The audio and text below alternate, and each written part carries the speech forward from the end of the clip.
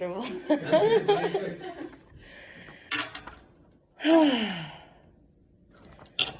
What do y'all think our greatest blessing is? Some might say it is love, the feeling of being held, known, understood. Some might argue that it's knowledge, freedom, or even success. We live in a world where many equate blessings with material wealth, health, recognition. And yet, when we strip it all back to its core, I believe our greatest blessing is simply life in itself. The chance to be here, to breathe, to become. That's what most people take for granted. This, I believe that life should never be taken for granted. Gratitude for life and in its fullness and in its fragility is the foundation of our highest purpose.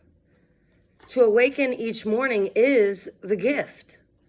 To love and be loved is a gift. To struggle, to learn through that struggle, to grow, these are all gifts too. My daughter, his name is Lavender, and she taught me this truth.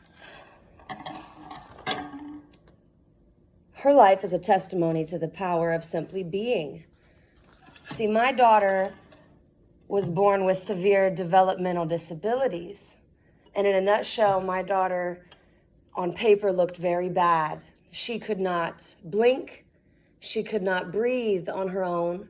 She could not hold up her own weight with her spinal cord. She could not regulate her own hormones through her brainstem. She could not speak. She could not see thoroughly. She could not taste with her tongue. And yet my daughter was happy as a motherfucker. She was. She would move around, and all the things that she liked or disliked, she would tell you in her body language by how she moved, because that's what she could control, you know?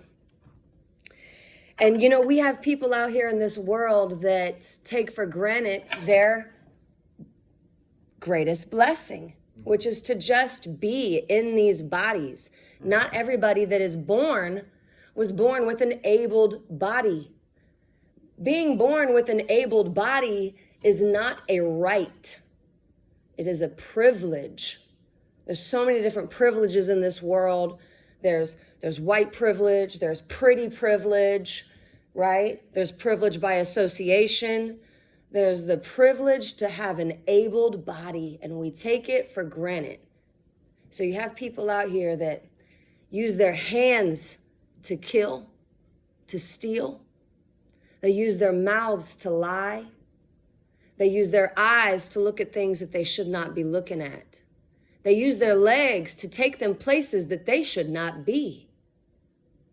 And they take for granted everything that they have. And then you have the example of my daughter, Lavender, who did not have the privilege to do any of these things that many people take for granted. And she was still happy and joyous, and there's no excuse for it, you know? So through her example, I came to understand that gratitude should not be passive, it is active. It asks us to make something of our lives, to treat each each moment as a sacred moment, and to never waste the opportunity to become more compassionate to others. Never waste the opportunity to become more courageous and compassionate to others, because that is the essence of being human, okay? So yeah, when I say this, I believe I am not repeating a cliche. I am declaring the truth written into my daughter's testimony. I believe that our greatest blessing is life itself, to live fully, to love deeply, and to never take a single breath for granted. That is the essence of gratitude and the foundation of a meaningful existence, and this I believe.